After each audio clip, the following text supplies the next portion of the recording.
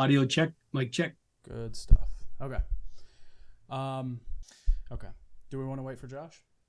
Hey, Josh. Nice. They say I'm taking a shit. Yes. Oh my God, Josh, only you, man. Hope you feel better. I was taking that shit, man. I had to drop a little troll out of my Asperger's. First things first, why don't you just introduce yourself? Let the people know who you are. My name is Clint Saunders. I'm Josh's dad. Not by choice. Yeah, sorry, man. You didn't have any choice on that one.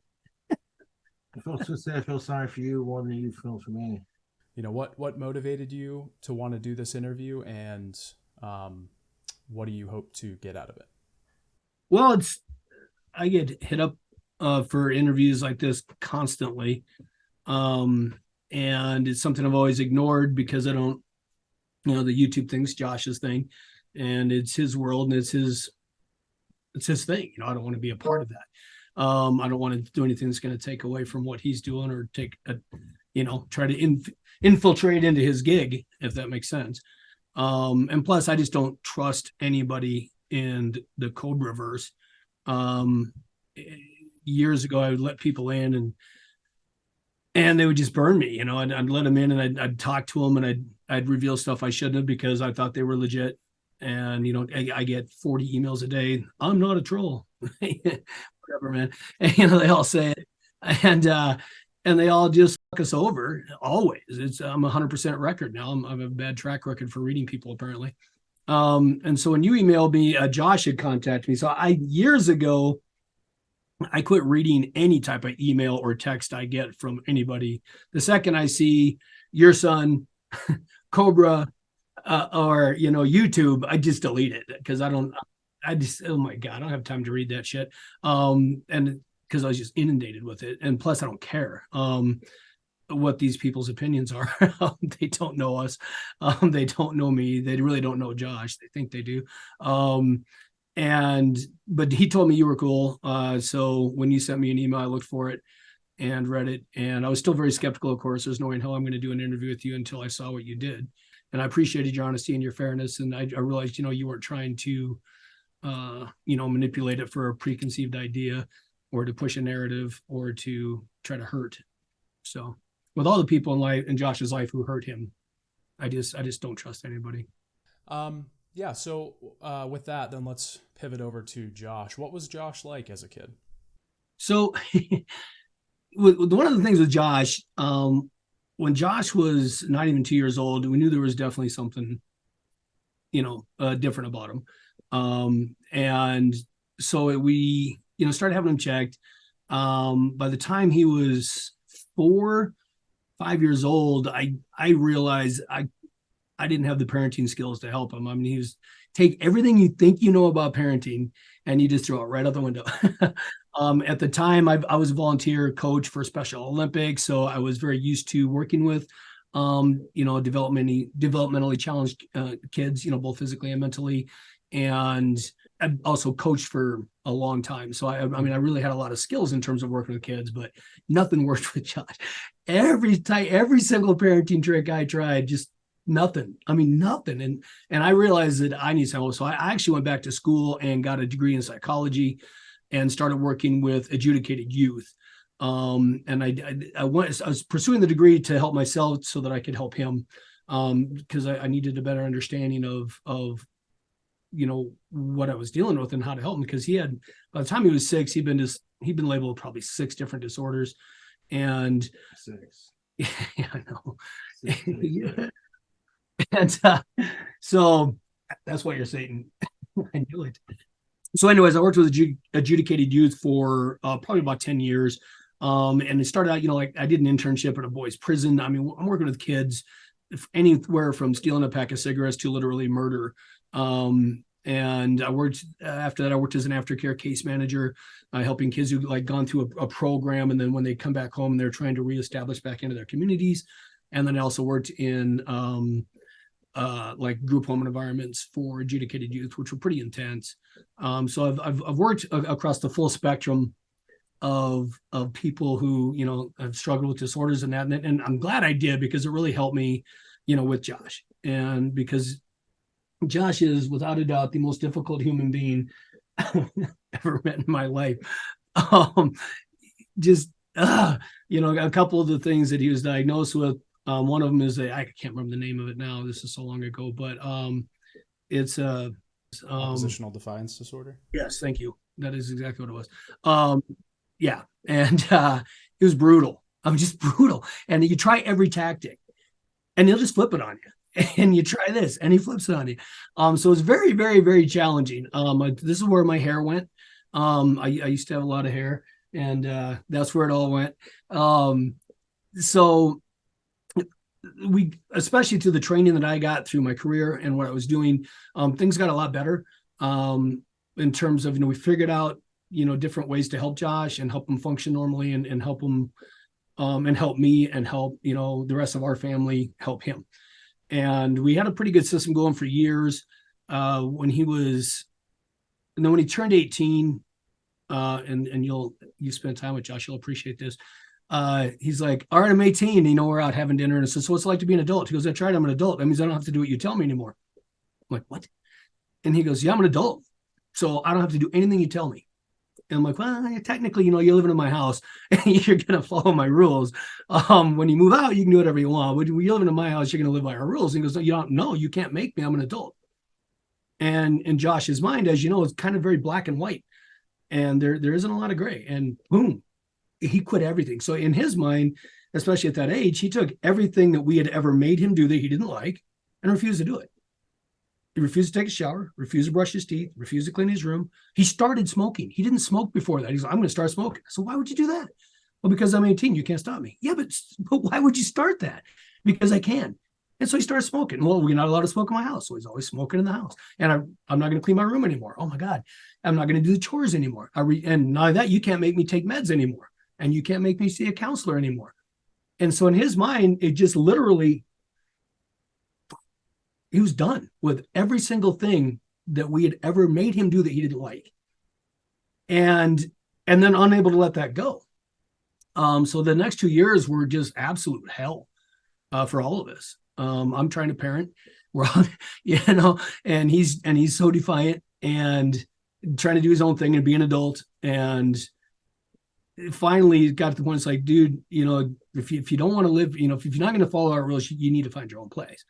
So the guy got a job and moved out on his own, and he's been on his own ever since. I'm actually really proud of him for that. He worked hard. He saved money, got his first and last month's rent, got an apartment, but still really struggling because society has rules too.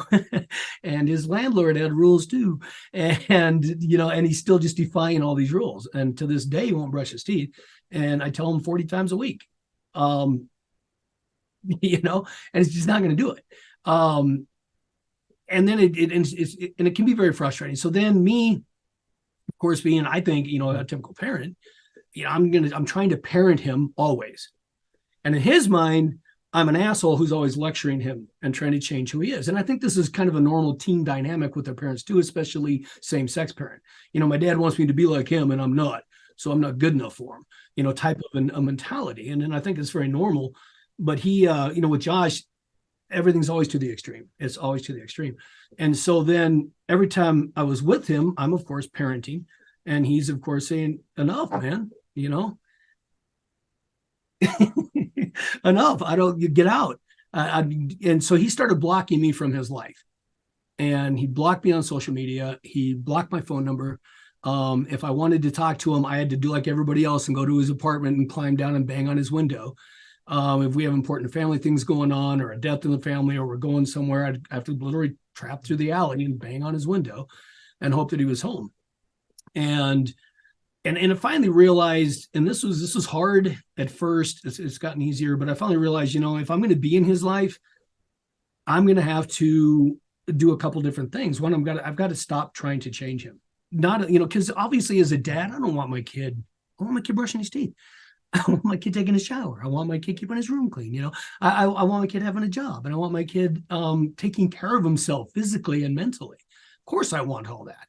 But in his eyes, every time I even remind him, I'm lecturing. I'm trying to change him. And I was very much against the goth thing, as he knows. And I very much thought, and you know, and this is, I think, a common thing too. It was a theme in his life is I always think it's a phase. Okay, so here's a phase, and you know, we go through phases as we grow up. So I'm like, oh, I can't wait when he grows out of this phase. Oh, please God, you know, when he grows out of this phase, and I finally had to accept the fact he isn't in a phase. This is who he is, and I got to make a decision. I'm going to be in his life, or I'm not. And if I'm going to be in his life, I have to accept who he is, and I've got to love him anyway. Period. Or I'm not going to be there. So there you go. About what, 24, 25. I'm like, all right, dad, you know, you got to quit being a dad 24/7 and just accept the fact that, and then for me, then it wasn't just that too. Then it's like, I have to choose to be proud of who he is. It isn't just, all right, fine, I accept you even though I don't like it, because that's not going to work either. So it's like, no, I need to be proud of who he is. And so I started focusing on that. And I started focusing on the things about him that are great. And I'm very proud of who he is. And I'm very proud of, obviously, I'm not proud of all of his behaviors. I'm not proud of all the choices he makes, but I am very proud of him and as a person. And I stopped trying to change him. I just accepted, this is my boy. This is who he is. Nobody's going to change him. He's been this way since he was 2 years old. and that's who he is. So embrace it. And then since then, it was slow at first. But you know, he started letting me back in his life, and we started to build a better relationship and a stronger relationship.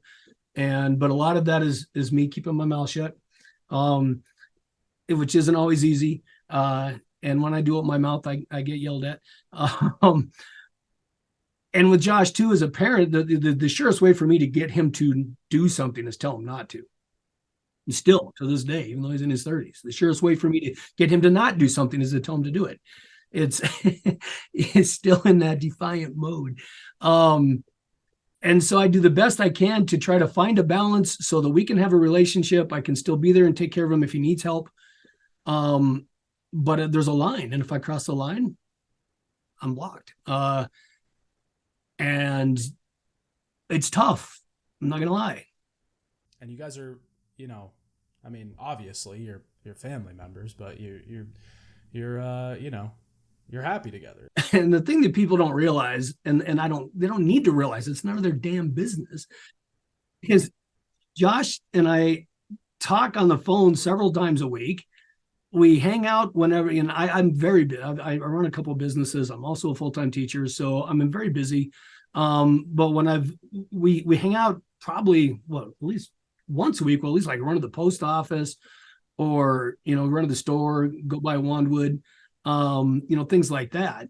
And then when we can, and I got into woodworking a few years ago, just kind of making some little sculptures and stuff. I'm really horrible at it. But I enjoy it, you know? So it's like, I enjoy the process, because I don't know. I think guys like to play with their wood or something, but it's, they're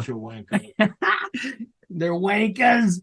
So, and whoever got Josh the lathe, I am forever indebted to them and want to thank them, because I had talked to Josh about getting a lathe for years. And the number one rule of Josh is, if it's my idea, it ain't going to happen. Period. I tried to get him to do a food channel for years. Ever since he was little, the food concoctions and the drink concoctions, oh my God. And I'm like, dude, the shit you put together and put in your mouth is just horrifying. And people would pay to watch that, man. And I tried to get him to do that when he first started his channel. I'm like, you know what you need to do with the channel? You need to do your concoctions, man. Oh, I'm cool, dude. I'm good, Dad. I don't need that, Dad. I do my concoctions on my channel, though. You do now. Them on my channel. I've been trying to get you to them since you were combos. 18. Oh my God. And the stuff. And I mean, it's just like, I don't know. It's hard not to watch, as gross as it can be. It's like, oh, he's not going to eat that. And when I watched your documentary, I'm sitting there going, don't eat that chicken, man. Don't eat that chicken. I couldn't believe you ate that chicken. I'm like, Hey, the Doritos chicken was delicious. Mm-hmm. You know, you can't be, he made food, you know, you got to be, I'm in his home. I gotta have manners. Sure, polite, I appreciate that. I want to. And added way too much sauce to it. But I've had enough Josh concoctions in my life to know what that can do to you.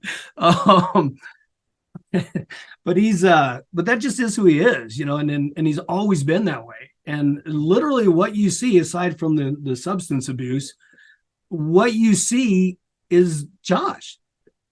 And this is one of the reasons I think he's loved and hated, is because nobody else got the balls to be that way. Who else? Nobody. We are all a persona, and we present ourselves in certain situations and certain things how we want to be seen. That's just human nature. Now, Josh, man, he's just 100% himself all the time. And he does get a little bit of this, the Cobes persona when he's online, and I see that come out. I saw that in your interview as well. But for the most part, that's also, his persona. That's his YouTube channel. He's not always like that in RAL, But the lathe, anyways, I tried to talk to him to get in a lathe forever. And he's like, and he go back and forth. Oh, that's cool. Let's try it. Okay, let's go get one. No, I'm good. I changed my mind. I changed my mind. Week later, hey, you want to try a lathe? I think you'd make some great ones on a lathe. No, I'm good. Okay, maybe that'd be cool. Okay, great. Let's get one. No, I changed my mind. And we were like this for years. And that lathe showed up, and I'm like, okay, good. So I went over and to show him how to use it.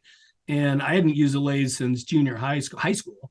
And I just loved it. It was just so relaxing. And for the first time, I swear to God, the first time in his entire life, he let me teach him something. And he let me teach him how to use that lathe. And he let me show him how to make ones. And he actually listened instead of fighting me. It was magic for me. I teared up. I was just, I can't believe this is happening. Oh my God. Well, the idea that I can't grow as a person. How 20 retard stuck in his ways. 20 some years, he would never let me teach him anything or show him anything. And he finally let me show him it. And it was so relaxing. We had so much fun. So I bought a lathe for my woodworking area as well. And so then, we'll load his lathe up and bring it over here. And when I have the time, we'll spend a full day, sometimes like 8-9 hours. Just, I work on my wood stuff while he makes wands, and we work them together. And it's so great. And so whoever got him that lathe, it gave us an opportunity to bond over something without fighting.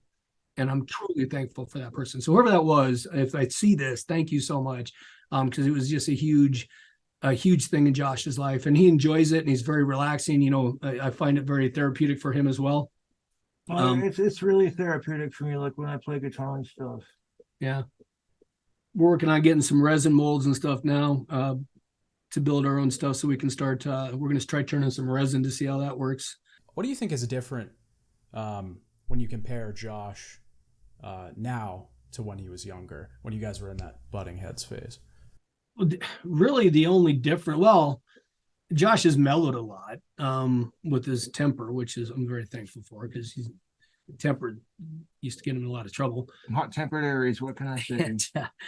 So, and that makes it so much easier too, because even now, even when I do start lecturing him, because I can't help it, I'm still a dad. He doesn't get so volatile. He used to just instantly just a wall and anger, and then just a huge blow up. And now he's calmer. He doesn't react away, and it takes some, quite often 10 minutes later, he'll call me and go, hey, I'm sorry. I know you love me. I know you're just trying to take care of me. And I'm sorry I acted that way. And so that ability to self-reflect a little bit and realize that, hey, that was I made a bad choice, and own it. Is a huge difference, and it's so nice. And just the biggest thing though is me finally just accepting the fact that this is my kid, and I got to stop trying to turn him into something I want him to be, and let him be him, and love him for it and respect him for it anyway. And so that was the biggest change, but it took him a while to trust me on that too, but the thing is like, and this is Josh, Josh is the way his mind works. But I mean, I wasn't a mean, horrible parent who just all the time. But in Josh's mind, any rule, brush your teeth. When you get up in the morning, you take a shower, you brush your teeth, you put on clean clothes, you make your bed. That's a rule. And in Josh's mind, I remember in your clip, I saw a couple of his older videos, and he said, I'm so pissed at my dad right now. And those were literally fights about, like, you need to brush your teeth. I mean, it was literally, that's what those fights were. It was so silly. And I've seen big improvements in Josh. Like, now he showers every day. Well, I don't shower every day, but I shower more. But if he's going out, if he's going to leave the apartment for any reason, he make sure he showers first. He takes and he started doing his laundry. Oh my God, because he would never do laundry either. And when he first moved out, I would go clean his place because I'm a clean fanatic anyway, and it was so gross. He's a neat freak. Yeah.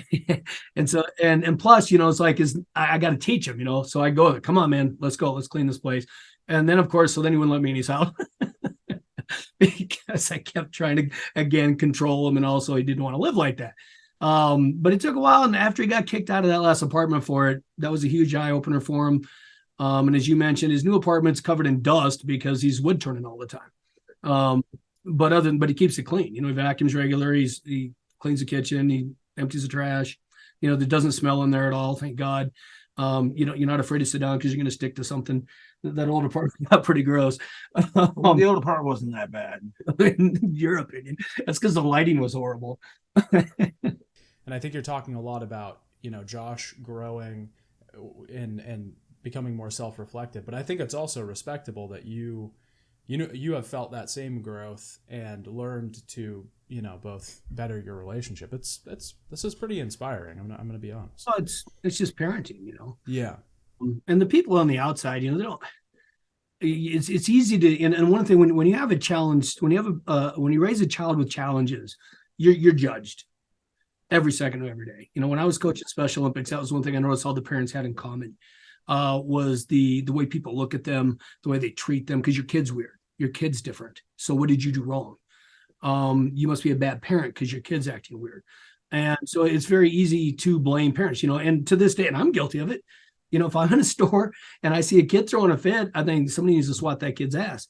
I don't think that's the problem with today's youth. You're not allowed to spank them. I don't think, oh my God, that kid probably has autism and is having a moment right now because of sensory overload, because that's usually what's happening. I think that kid needs discipline. And I'm guilty of it myself. So, but my whole life, his whole life, everywhere you go, you're judged. And I don't know, I think a lot of these major trolls, I think that they think they can hurt me in some way by calling me names, but it's like, dude, I've been bullied my entire life. What the fuck else are they going to say to me? Well, and, oh my God, it can't. It's surreal. That whole topic is surreal. And the other thing we started talking about, things got way off track. Sorry. You were mentioning, people don't see us together. Well, that's because both me and also as Josh's wishes, it's his thing. And there was a while when he was doing Facebook Live stuff, I'd always log in to watch him and chat with them. But I noticed all the people in the chat would see me and start instantly messaging me and trying to talk to me. It would say, no, I don't want to take away from his thing. This is his thing, not mine. So I didn't want to, be that, a distraction. And so I just decided that I need to never, ever be visible in his YouTube life because of that, because it's his thing, not mine. And I didn't know that was going to be a harmful thing to us because of the community that watches him. Yeah, this is where I get so frustrated, because they don't look at him as a human being. They look at him as their toy. And I mean, even some teasing, and you mentioned this in your documentary as well, some of the good natured teasing. And this was hard for Josh because I'm a teaser. And he has Asperger's, and Asperger's take everything very literal.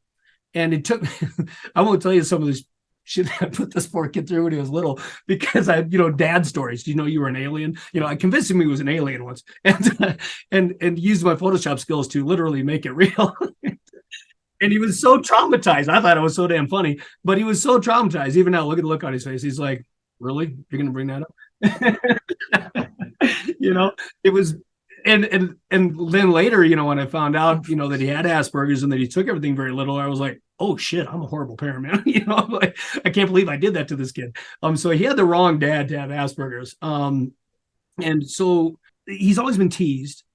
He's always been harassed because he's different, Rejected by every chick. Oh my God. Every day is his life.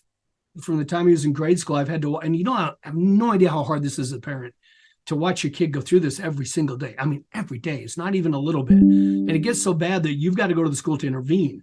And he's just like a target. He has this giant neon sign that says "pick on me" above his head. And I don't know why. But even then, there's a line.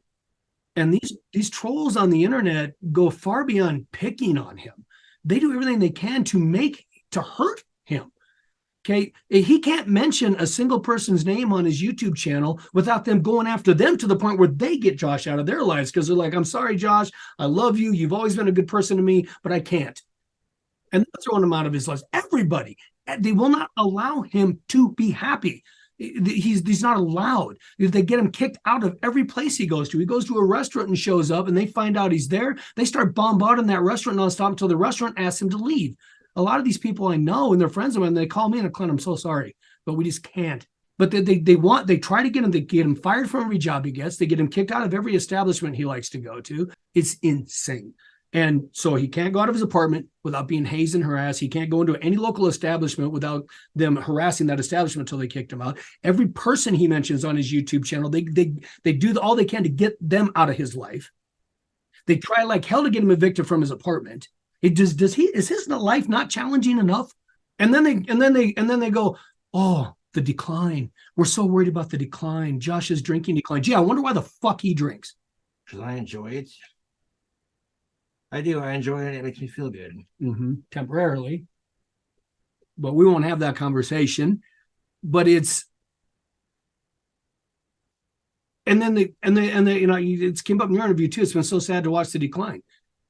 Well, I wonder why he has a decline. Jesus Christ. Anybody that they done psychological projects with plants where they take the exact same plant and the same pot, same lighting, same everything, but one of them they scream at all day. And it literally stunts its development. A plant. Let's take a human being. A human being. I don't.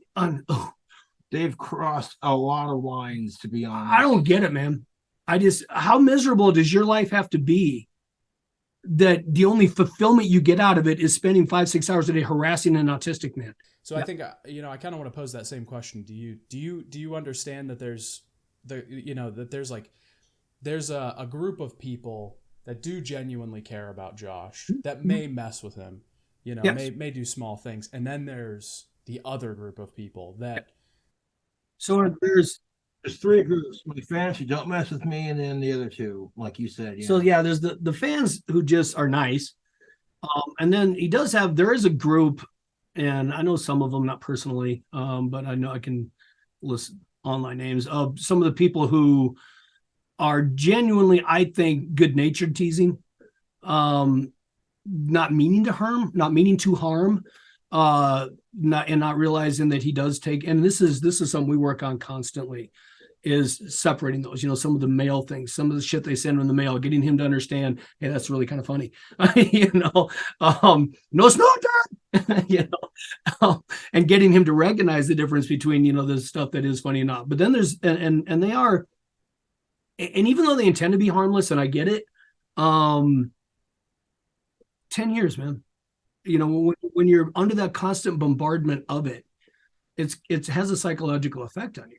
But then you've got that group, the ones that I just got so pissed off about. Sorry about that. That treat him like a toy. They own him. He's our toy, and we get to do whatever we want with him. That's what they think. Okay, they don't. This isn't a human being. This is their own reality TV show that they get to manipulate and control. And anybody that's nice to him in this reality TV show is instantly attacked. And another reason I've never done an interview like this, because it doesn't matter what I say. When you share this, they're going to take everything I say and twist it, and they're going to turn it, and they're going to turn me into a villain because they need a villain, and I'm their villain. There isn't one of those people that could handle 10 minutes in his life.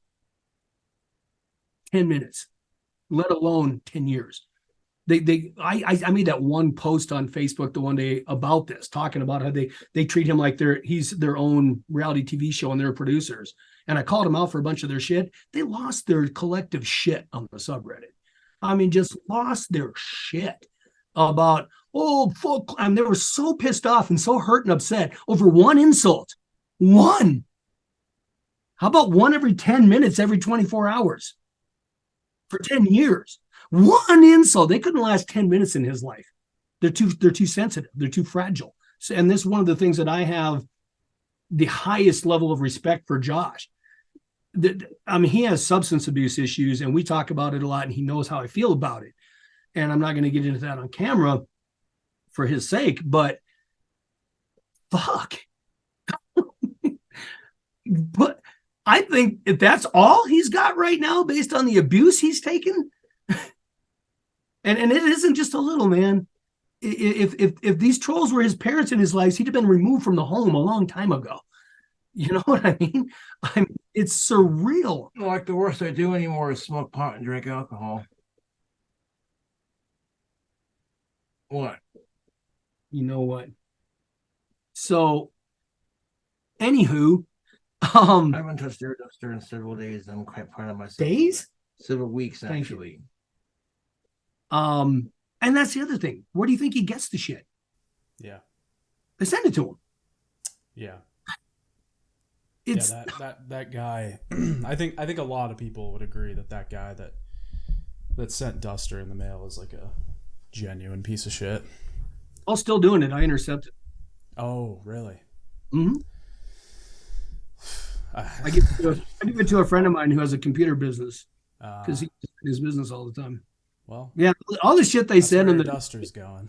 find places for it. Yeah. So a lot of my friends and family, thank you guys for the free shit, the free cat food, the free bird food. I got a buddy who's got bird feeders and he loved that bird seed. So anybody that wants to send him that shit, keep sending it. I got friends and family who love it. You got friends who need some like wood chips? Yeah. Yeah, because I got 3 big old boxes of it. The troll sent. Sweet. Is that what they were sending you yesterday? Wood chips? Yeah, that one, those wood chips. Yeah, they sent me like 3 of them now. You know, that's just it. You know, and when I have to obviously tell people in my life about this because I do a lot of charity work and I do a lot of I do a lot of things in the public in my community, and I have to warn them. I'm like, if you put any of this online, it's going to get attacked, and you're going to hear some really nasty shit about me. So just be prepared for it. And when I tell them the situation, everybody has the same response. They sit there with their mouth wide open, and then they go, "Why?" And I think that's kind of the bottom question: is why? And I mean this sincerely. As pissed off as I got a little bit ago, I sincerely hurt for these people. I feel bad for them because I can't imagine, and I tell Josh this all the time, how hard their life has got to be. I think it's funny. Fuck them. I know, but when your life is so bad that you have to attack like this nonstop to make somebody else's life worse than yours, so that you can feel better about yourself, and especially a mentally challenged person. Wow, man, I feel bad for them because they have got to really be hurting inside somewhere. There's got to be some disconnect somewhere that really causes them a lot of pain and suffering. And I really sincerely feel bad for them. I would, nothing I can do about it. I did finally track down one of the really nasty trolls who trolls me all the time. I finally tracked him down a couple days ago. And seriously thought about sharing his phone number and his address and his name and his family's phone numbers and addresses and names. He's in Massachusetts. And I thought about sharing it all with everybody so that all the true fans of Josh could just bombard the shit out of him and his family and see how long they last. But obviously, like I said, he's hurting enough, you know. It's guys. No, don't stoop to their level, man. They dox me all the time. Well, not only that, but like I said, this guy, to do what he does to us and say the things he says to us, and the nonstop, he'll call me 5-6 times a day. I never answer the phone, and he'll finally leave a voicemail, which I don't listen to. I just delete them.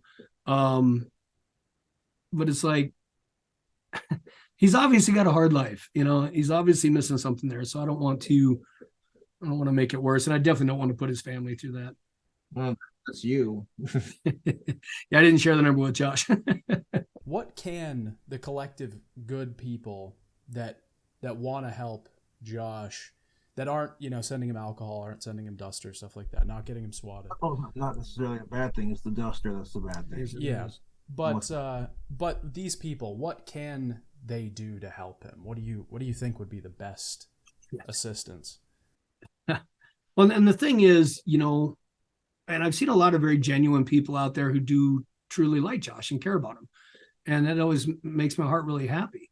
And I'm very appreciative of it. And so is Josh. There's good people out there. And Josh, and that's the thing that I think makes it the hardest with the hard trolling is he is such a good person. You met him. He is very genuine. He is very kind. I have never seen him walk into a building without stopping and holding the door for the person behind him, ever. And he's kind of scary looking, so people are often like, oh, but he just smiles. Animals, good God, animals just love him everywhere we go. Dogs just, I mean, just even mean dogs, they'll just right to Josh and calm down. He's a very giving person. You know, the first time when he got his first apartment, this was so many years ago, but he kept getting in trouble because he kept letting homeless people sleep there. I don't know if you remember those videos or not. And I talked to him like, man, you can't do this. He's like, but Dad, these people are cold. You know, they got nowhere to go. What are they going to do? Sleep on the street? And this is the type of person he is. He's a loving, caring, giving person who's just genuine and different. And I know he's different, and it's okay to be different, man. But it's just the contrast between that and these horrible people is, wow, it's just night and day. But the good people, I don't know. You know, I don't know what they do to help them. The thing is, and Josh isn't going to like this, but Josh has got to help himself. Any type of change, if anybody has ever quit smoking, quit any habit, it's hard. And it takes a whole lot of willpower, and it takes a whole lot of desire and work to change in any capacity. Because personal change is hard. We are creatures of habit. And that's where a lot of these trolls are. This is their daily habit. They get up in the morning and troll Josh. Got my laugh for the minute, or whatever it is, but it's a habit. And if Josh is going to change, he's got to want to change, because it's too much work.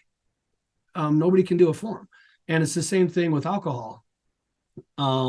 He's got to want to stop it. And I think there's parts of him that want to have it. I don't want to stop drinking alcohol, but I do want to cut down on it. And I've been making a solid effort on that. Yes, yeah. And that's where he's at. And that's what it takes, is it's got to come from somewhere within. And I think the last year's holiday break where he ended up in the jail was a real eye-opener for him. And then his friend, who struggles a lot with his health right now because of things like smoking and alcohol. Walt doesn't drink. Right. But the smoking is, he's a heavy smoker. You know, and he sees that, and it's starting to become more real. So we'll look forward to when I get older. And the thing with Josh is, I smoke weed, so I'm not worried about the consequences of the bank bill. He's not gonna change. He has been this way since he was 2. And as his own dad, I had to get to the point where it was accepted. I had to accept it. There's one of his disorders, and this is very common with people who have eating disorders, is a self-loathing. And, you know, people with eating disorders are often very misjudged as being very vain. It's all about their figure, whatever. And that isn't the case. A lot of people with eating disorders, they literally don't like themselves. And they feel the need to there's this voice in their head that is always reminding them how terrible they are, what a piece of shit they are, how they're not worth anything. And Josh struggles with that a lot. And not even the trolls aside, he struggles with that a lot as a human being, because that voice is in his head, and it has been his whole life. And it's so hard for him to accept praise. It's very hard for him to accept good things. I've watched him over and over have something really good in his life happen that could be really great, and he will start to feel good, and it's instant. Nope. Fuck you, fuck this. And he just will shut it down, and he will eliminate the good thing because he doesn't feel he's worthy of it. Even things like wands. If every wand he'd ever snapped was sold, because he'll make this awesome freaking wand, and you're like, oh my God, that is cool as shit. No, it's not. Fuck this. Snaps it in half and throws it away. And he does that that's a great, and the wands are a metaphor to real things in his life as well. Big Ben, Big Ben, and people with Asperger's, as you probably noticed with Josh, he focuses on things, the color black, the color green, snakes, cobras, Big Ben, bell towers. Clock towers, yeah. These are things guns. These are things that he's been this way. This has been this way since he was 2-3 years old. When he was 4, he could tell you everything about Big Ben. They don't change. And very much need a routine, and they need that routine to stay the same. You experienced it yourself. I was laughing out loud at you. Sorry, when you were waiting outside of his apartment. Welcome to my world, man. Josh, I'm going to be there at 9. I call him at 8. I'm being there at 9. Okay. I show up at 8:30. You ready? Yep. No, I'm just getting in the shower. When you just get in the shower, it'll be quick. I call him at 8:45. I call him at 9. At 9:10, I'm knocking on his door. He won't let me in his apartment when I'm like this because he knows he's going to get a lecture. So he won't. I'm getting out of the shower with the towel wrapped around my waist. He won't open the door. And I'm like, dude, we gotta go. Stop rushing me. And the more I rush him, the slower he goes. And literally 11 is when he'll finally come out and we leave. And I just sit in his parking lot. But he's that way, but he has this routine. And if that routine is not followed, every single part of that routine, he can't leave the house. And if you try to hurry him, then he rushes, and then he just doesn't function. And then I can't think, and things are wrong. My routine's off. This doesn't feel right. That's not right. And also with the autism, being in busy places, being in noisy places, so traveling causes a ton of anxiety. But I really want to take him to see Big Ben, and it's been on our list for years. And he's so back and forth. One day it's like, yeah, let's go. And then, okay, let's do it. And then, I'll start to book it. And it's like, no, forget it. I ain't going. And part of that comes from the anxiety that comes with the change in the routine. And then another part of that is just, he doesn't think he deserves it. I don't deserve that. I'm not good enough for that. Fuck that. I don't like it. I don't want it. I don't need it. And then he convinces himself that he doesn't want it. And he does this with. I've seen Big Ben 100 times on YouTube. I've seen the inside of it. So it wouldn't change anything seeing it in real life. But it would. No, it wouldn't. And then next time we'll make plans to go again. But this is, so in terms of, that was a really, really long-winded explanation to try to answer your question. But there's really nothing they can do to help him. I think the biggest thing they can do to help is somehow try to stop the trolls. The people who literally won't let him have a life, who constantly. And thank God for his landlord. Oh man, what a great guy! My landlord's awesome. He is awesome. He's actually a fan of my videos, and he watches Josh's videos. He tells me all the time, Clint, don't worry, there ain't a thing they're gonna fucking say that's gonna make me. We know the situation. We know who they are. We know what goes on. I watch his videos. He's good. All his neighbors love him because he's so nice. And all the neighbors like, want to go visit him. His neighbors like, hi Josh. They're always talking to him. They love to hang out with him. It's because their dogs love me. I go outside to have a cigarette, and their dog just comes outside. Their dogs just gotta see it. When they went to the Metro to file the report about Puff, dog there named Rocket. Dogs, and they were just, But anyways, yeah. So it's just supporting him in terms of let him know, hey, you're okay, man. And you got a lot of people who really believe in you, and I think you had mentioned the Christmas Eve event. Would you mind talking about what happened there? Not really. Josh has a really hard time with holidays too. Because, he doesn't have enough shit to deal with. He also has severe holiday seasonal depression. And as we all know, Josh drinks to cope. He self-medicates with alcohol. And it was one of those things. I've been waiting in his parking lot for 2.5 hours because we were trying to leave town. When he finally came out, he was just so drunk. And then I called him out on it in the vehicle, and I called him out on it. And then he started getting really pissed off. He got sick. And then after he got sick, he just started being very belligerent and very angry because I was lecturing him about it. And I wasn't even using a lecturing tone. I was just trying to talk to him. And unbeknownst to me, he had another pint of Jack in his pocket, and he gets it out and starts chugging it. And we get to a mini mart and we're getting gas, and he gets out and he's in the parking lot just screaming at the top of his lungs and drinking and slamming this and walking around the parking lot doing, how he rants. He's doing one of his rants in the middle of the parking lot with a bottle of booze in his hands, and called the cops. He's disturbing the peace and public intoxication. And the cop's like, what do you want me to do with him? I said, take him to jail, man. I'm serious. You got to be held responsible for that. And what he was doing is not okay and it's not acceptable and he needs to be held responsible for it. So the cop's like, you sure you don't want to help him? I said, no, you take him to the tank. I'm not going to take him home and babysit him. He needs, somebody called the cops on him. You need to take care of it. He needs to be held responsible for his actions. And I'm glad it happened, to be honest with you, because it was a wake up call for him. He certainly still struggles, obviously, with the dependency, but he is aware. It did make him aware because he didn't remember any of it, and he's like, I did what? Things he was saying. Oh my God. It was the stuff that was coming out of his mouth was just so vile and so much anger and it just wouldn't stop and he just would not stop and he could not redirect them. He just would not redirect. And when I told him about what he did, he felt really horrible. And he said, okay. And that's when he agreed to start getting counseling. And that's been. He's been going to counseling? We haven't gone for like a month now because I'm in my busy season right now, and I'm his normal ride for stuff. So where I'm in busy season, I haven't been able to. I'm just can't until the end of this month is when I get back to a normal schedule.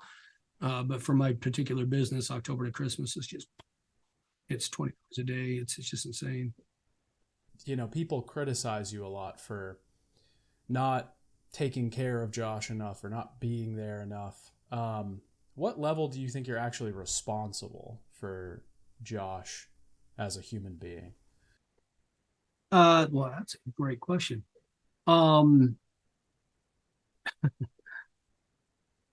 Legally, none. He's an adult. He's lived on his own for 12 years. You know what I mean? What am I supposed to do? Ground him? Take away his phone? Spank him? What's this about legally? So in terms of what I am able to do, nothing. Okay. There's this huge movement to Clint needs to put him in a home. I don't have that capability. I don't have the right. I can't, he's not a child. I can't just say, well, go put him in a home. And I have friends who still work I told you I worked in the field for 10 years. And I have friends who still work in the field. And I talk to them about that stuff. And I say, nothing you can do, man. It's literally nothing you can do. And not only that, but I wouldn't want to put him in a home because I know it would kill him. At the same time, in terms of what level do I feel responsible for him? I'm his dad. I love him and I care about him. And so when he needs me, I'm there. Always. And I get criticized for that too. There's no win. There's no win. Like I said, these people want a villain and there is no win. And whenever you have a unique person like Josh too, everybody wants to know why. What's wrong with them? How did they get that way? Well, it must be his parents, and that's a common response. It's because I'm unique doesn't mean there's anything wrong with me though. Exactly. I've gotten tons of text messages of people pretending to be you saying, this is your father, Clint. You're grounded for making videos and drinking, boy. Better not go lie. Oh my God. So, but in terms of being responsible for him, he's my kid. I'm always going to be responsible for him. But as I said, he's an adult that lives on his own. And if I want to be in his life, there's a line that I can't cross. Or I get banned from his life. So I play on the edge of that line all the time, but I can't cross it. And I shouldn't cross it. He's an adult and to be honest with you, with the level of mental illnesses that he has, most people at that level are homeless or they're in homes. And does Josh take good care of himself? No. But does he survive on his own? Yes. And for that, I'm proud of him. Especially with the level of harassment he gets. Imagine, and I can't help it, especially imagine what his life would be if he wasn't trolled so hard. How much stronger, because I can't imagine any human being going through that. Nonstop abuse 24 hours a day. Name any human being that could live through that and be okay. None. None. Except one. And no, he's not okay. But he's so much more okay than anybody else would be in that situation. You know? I think you brought up an interesting point. Wondering, imagining what Josh would be like if he didn't have to get trolled all the time. And I want to ask you, are there some times where you wish that Josh didn't do YouTube or that he didn't ever start doing YouTube? Yeah, so that's another really tough question. Selfishly, yeah, I wish he never would have started because of what I see him go through every day. But the good parts of it, this is what he does. It's his thing. It gives him joy. He has some very, very toxic daily habits and relationships because of it that are very frustrating, but it's what gives him joy. It's what makes him happy. It's what he does. It's his thing. And he loves doing it. And Josh has always been seriously funny. He's just always been funny. There's like jokes. There's jokes, and there's dad jokes, and then there's Josh jokes. and he's always had Josh jokes his whole life. Even when he was a little kid, he'd have Josh jokes all the time. And he used to come to work with me all day. Because I was coaching, so he'd come hang out in the gym all day. I was a single parent of Josh for several years, and we just hang out all the time. We'd get up every morning and have breakfast and watch Disney cartoons. And then this is why, by the way, his obsession with pipes, smoking pipes, that comes from 101 Dalmatians. From Roger, yeah. The shotgun, where's that obsession come from? Tombstone. And also Fox and the Hound. Yeah. A lot of his Big Ben, that fascination started with 101 Dalmatians as well. So a lot of his obsessions today literally came from Disney movies that we used to watch when he was little. And then we'd hang out all day together, and we'd go to work, and he'd hang out in the gym with all the kids. And everybody loved Josh, and Josh would entertain him and tell jokes. Even at the age of 3, he was telling silly jokes. He used to get the bubblegum paper, and the people would buy him joke books for Christmas, because they know he loved to tell jokes. And then his concoctions, his food and drink concoctions, good Lord, the stuff that I've seen that kid put in his mouth. And the thing is, and he always loves it. And everybody else is like, oh, don't. And he's like, he's having food gasms all over the place. And everybody else is like, oh my God, he's digesting that, And, I got a Josh joke. It's really bad. What do a funeral home director and a mortician use to keep the fire warm during the holidays? A eulogy log. oh my God. There's jokes, and there's dad jokes, and there's Josh jokes. So anyways, but this is what he gives him joy. And that's another one that the people accuse him of constantly e-begging. How is it e-begging when I just sit there and people give me money? I don't even ask for it. And they're always like, you must be proud of yourself. Kids e-begging all the time. And I'm like, well, he entertains you 24 hours a day. He should be paid for it. How much money do you guys make on merch off of him? Stealing my ideas. How much money does he? Fun of my business. How much money does he get from those merch sales that go on constantly? With the troll T-shirts, the trolls make fun of me and steal my likeness. No, there have been. I don't get jack from those sales. The guy that made his logo for his wand business, he used to always. I don't know if he still does, but he would send like gift cards to like Home Depot and stuff like that to help Josh out with proceeds that he made from selling merch, and I thought that was really cool.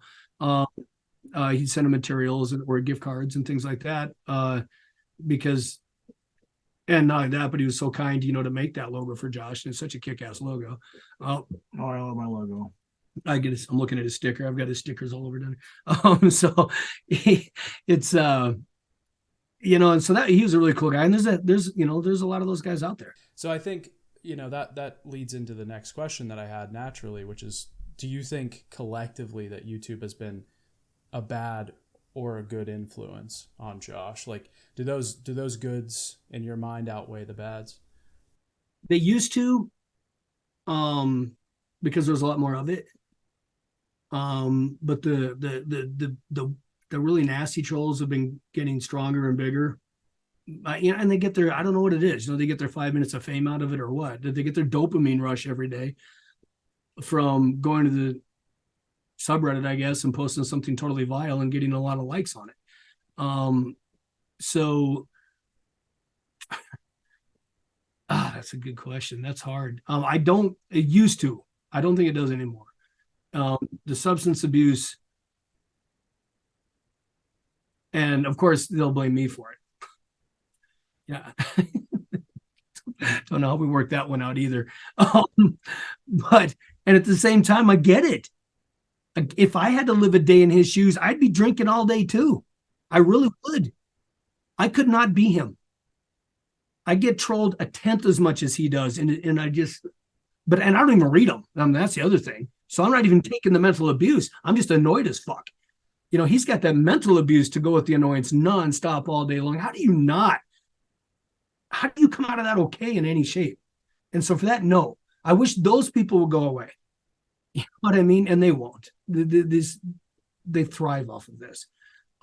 That's where the word trolls come from. They're slimy, stinky, small-brained little people who live under a bridge and torment good people. They're in their mama's basement. That's what a troll is, you know? And so, no, I don't. The good that's come out of it, you know, like when we were on over Thanksgiving, you know, we went and visited my family, and, you know, always do for Thanksgiving, go visit family. And he, everywhere we went, people would see him and go, "Hey, can I get a selfie? Can I get a selfie with you?" You know, some real fans that he ran into. It was really cool. And made him feel really good. And, you know, he's a rock star. You know, we're in the Denver airport and people are taking selfies with Josh. And I haven't gone on tour yet, so I can't call myself a rock star. So when I see that stuff, I'm always like, "Oh man, that's awesome." You know, and I appreciate those people. When I see people like the guy that made his logo, you know, reaching out, and when I see people sending him little gift packages of his favorite jerkies and stuff like that, you know, I mean, that's just very thoughtful. You know, the people go, "Oh, you know, Josh loves his jerky, so I'm going to send him some." I mean, that's just really cool. You know, the people are thoughtful like that.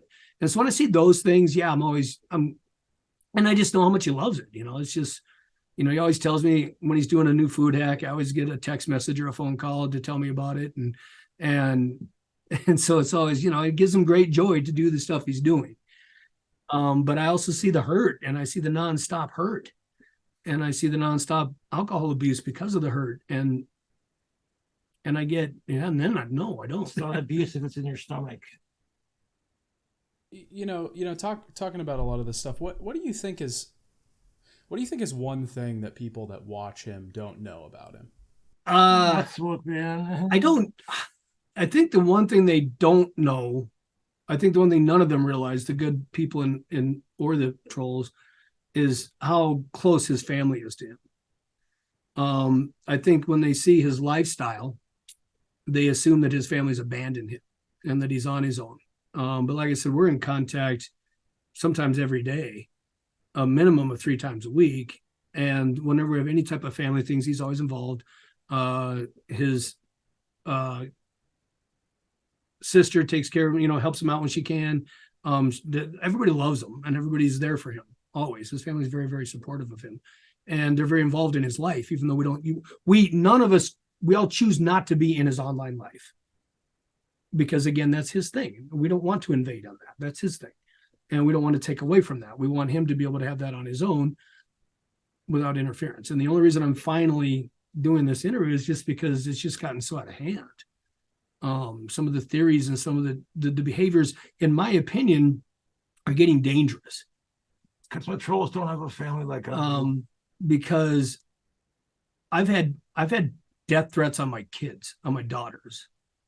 I've had people threaten to kill my daughters because I'm such a piece of shit parent and nobody gives a shit about Josh. So they're going to kill our entire family to teach us a lesson. So what the fuck? We are a very loving family and we're very close. So to hear talk like that, and one of these days, the shit that they keep making up and spewing all over the subreddit, there's going to be some crazy person that decides they need to take action. That's my fear. Eventually, some crazy ass person is going to think that the shit that they're hearing is real and decide they need to take action. And we're going to end up on some late night drama television show, you know, where they're going to be watching this to find out how Clint died. It's surreal, man. Knock on glass. Because when does it end? And, you know, and where does this go? There is nowhere good for it to go in terms of the really intense trolling. and the crazy stories that keep coming out. There's nowhere good for those to go. And after this, you're not going to see me in Josh's YouTube channels.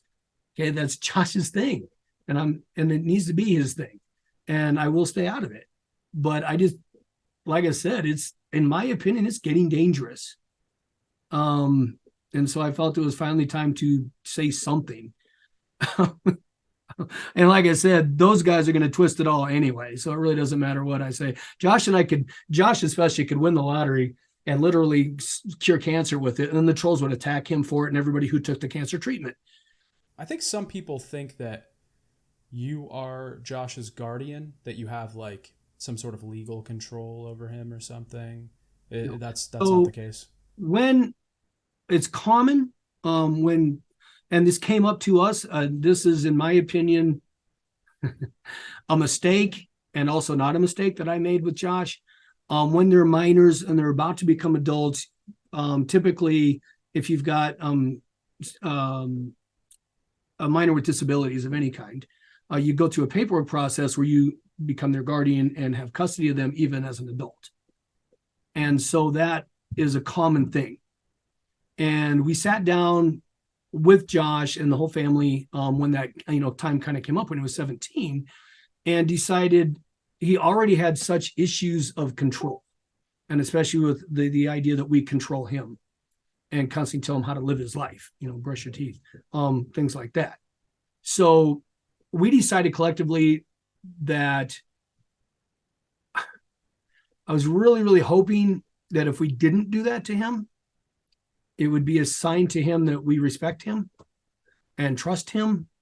And I was hoping that he would then rise up to that, if that makes sense. Where I really felt it would be very detrimental to him and our relationship, especially if I then produce paperwork that say, guess what? I'm your legal guardian for the rest of your life. You know what I mean? And like I said, there are times when I wish I would have done that, because that would have given me legal recourse to help him more, or to, if I wanted to put him in a home. And like I said, I don't want to put him in a home. He would die in a home. It would be terrible for him. At the same, for the staff too. At the same time, I think it would be very beneficial to him, some of the services that he would get from that. Especially something like detox and some daily counseling. That when there are certain meds that do help him quite a bit. And I would love to see him go back on those. So there are some things, definitely some areas I think he would function better and could have a more productive, what we call a normal life, if I would have retained his guardianship and forced him to do that stuff. Normality doesn't exist. But at the same time, I don't think I could force him to. Each person's definition of normal is different. Therefore, normal does not exist. Yeah, I agree. Yeah, I think that's good to get that cleared up, because I think that's a big misconception. No, I don't. And like I said, and part of me thinks it was a mistake, and the other part of me is like, I'm glad I didn't, because his personality type, the defiance disorder, would have magnified that times 10. And I think he'd have gone off the deep end. I really do, in terms of anger and hostility and just his general behavior. What are your hopes for Josh's future? What do you envision? Well, what I would love to see Josh do is, I'd love to see him start a YouTube channel that could be monetized, where there's no drugs, alcohol, and swearing on it, and just do his food hacks. I got my monetization back. Oh, good. I've even volunteered to buy his food for it. If you just make one meal a day and call it cooking with the Cobes, and it's one meal a day where you do some crazy food hack and have foodgasms while you eat it on camera sober. And I think a lot of people would watch that.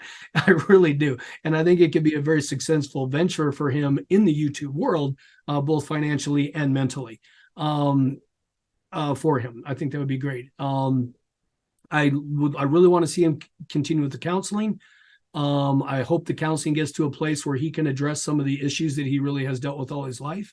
I think some of these issues come from abandonment issues. I think is where some of the self-loathing comes from, and not feeling worthy or deserving of anything good to happen. I think some of that comes from that, from his biological mom. Fuck her. And in her defense, she wasn't mentally okay, I don't think, Gee, I wonder where I get it from. she wasn't a horrible person. But after we divorced, she just kind of disappeared one day. And that had a serious effect on him. Literally keep trying to find her, and it's just like, dude, I didn't ask for that. They won't. And not only that, but she doesn't deserve hate. I understand where he feels that, but she certainly doesn't deserve hate from the online world. You know what I mean? She was in a rough place in her own life. And she dealt with it the way that she knew how, and it's very sad and unfortunate, but it is what it is. But anyways, I'd love to see him get help with that. I'd definitely love to see him get help with the substance abuse. I think the more he could get that under control, I think he'd be happier in general. And definitely he's slowly killing himself. And Living is just a slow way to kill yourself. And when I bring that stuff up, I get reminded that I want to die anyway. Well, I don't want to die, but we're all going to die, so you might as well enjoy it. And then I would love to see, and he needs to get his teeth taken care of. And he finally did set a dentist appointment. Thank you. No, I did, but then I didn't go to it because I lost Puff. I know, but he's at least moving that direction. I don't know what can be done, to be honest with you. When you don't brush your teeth for 22 years or for 12 years, I don't know that there's any help. But he's finally at least open to going to the dentist and getting it worked on or looked at. So hopefully that'll get fixed. His wand business, as you mentioned in your video too, he's sitting on a gold mine. I want his wand business because I would sit home all day and crank out 4 of those things and he'd make a full-time income. If he cranked out 4 wands a day for what he sells them for, he'd make a very good income. And I keep trying to tell him, you want to win the lottery to build that dream house, make 4 or 5 wands a day and save the money and you'll build your dream house. For the money I need, this we got to include like landscaping and like how many acres I want. How many followers you got? 80,000. 80,000. 81,000 times. So that is, oh wait, let me count the zeros. 1, 2, 3, 4. Oh, $4 million. If every one of your fans bought a wand, that's $4 million. I think he does need counseling. I think he needs counseling to learn how to overcome a lot of the self-abuse and definitely the alcohol abuse and substance abuse. Yeah, he needs help. But as I mentioned very much earlier in this interview, it's got to be self-help. You can't force help on people. In terms of, does he need help in terms of how he lives other than the substance abuse and the teeth? No. It's him. And I'm cool with it. He's just who he is. He's going to get up every day and make YouTube videos and rant and cook some crazy ass food and eat it and make some crazy drink combinations and drink them and make wands and play his guitar and ventriloquism and be the gothic King Cobra. That's just who he is. And I'm totally okay with those aspects. Like I said, I love Josh and I'm actually very, very proud of who Josh is. There are some of his choices I'm definitely not okay with and definitely not proud of, and he knows that, and I'm on it all the time. But I can't change him. Those are, like I said, self-help comes from self-help. It's called self-help for a reason, and change isn't easy. And that's the other thing. I think we all know somebody in our lives who struggled with substance abuse, and it's a very sad thing to watch them slowly demise into this canyon, and they don't see it, and they don't acknowledge it, and they don't want to see it or acknowledge it. And it's very hard as someone who loves a person in a position to watch it happen and feel so hopeless. And you do what you can and you love them. And that's it. You've talked about this a little bit, but I think what do you think is the best thing about Josh? What is his greatest quality? Well, 2, one is kindness. He is seriously just an incredibly compassionate person, especially with animals and older people. He's just so genuine with them, and he's so caring about them, and he's just so good with them. Oh yeah, I love my senior citizens, and he always has. I get along better with senior citizens than I do with most people my own age. Yeah, without a doubt. And is the fact that shit that he goes through on a daily basis, and he just is unapologetically himself all the time. That takes balls. That is serious respect, because I can't do it. I couldn't be 100% myself all the time. I'd be too terrified of the judgment I would receive. It's the Aries in me. We Aries don't give a shit. And I think most people can relate to me a lot more than him. I'm not going to let the whole world see my vulnerable little underbelly, and because I don't want to, I'm afraid of being teased or harassed. Not Josh, man. He just puts it all out there. This is me. Take it or leave it. I could kiss my Asperger's. I'm not going to change for you. I'm not going to change for them. This is who I am, and I'm going to stay that way. And when people in town sometimes approach me and ask, "Are you Josh's dad?" I'm instantly on the defensive, because I want to know if I want to kill him or not. And then I'm like, "I'll help." And I'm like, "Do you know Josh, or do you just watch his YouTube channel?" That's a little bit contradictory, because, like I said, what you see on his YouTube channel is pretty much what you get, because he's unapologetically him. But he also does have that persona. The way he is on his channel, he isn't that way 24 hours a day. There are times when he's, much more chill. Like when we play games and stuff like that. He's, you're not seeing that persona. When we're visiting the family. So when we're making wands. But I think for my last thing, is there anything that you want to say, that you want to get out there, set the record clear, or, just final words kind of thing? Well, I've already said it all, but, if you wanted a summary, the people that are good to Josh, thank you. I seriously appreciate that you care about him. I seriously appreciate that you, in what level you can, try to help them and take care of them and support them. To your severe trolls, I seriously feel bad for you. I wish you could get some help. Because my trolls need help more than I do, to be honest. They do. Because they have got to be some seriously miserable people to get joy out of harassing and trying to ruin another person's life, especially an autistic person's life.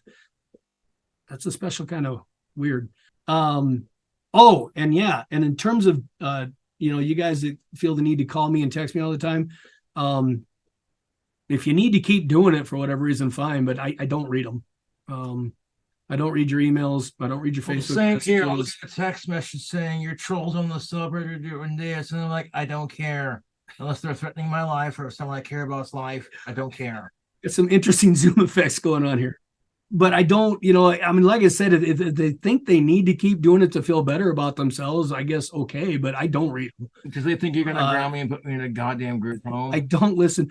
Or a fucking mental institution. I don't listen to, I used to, obviously, I'm human. I used to listen to all the messages and read it all, but I quit doing it a couple of years ago because it's just too much.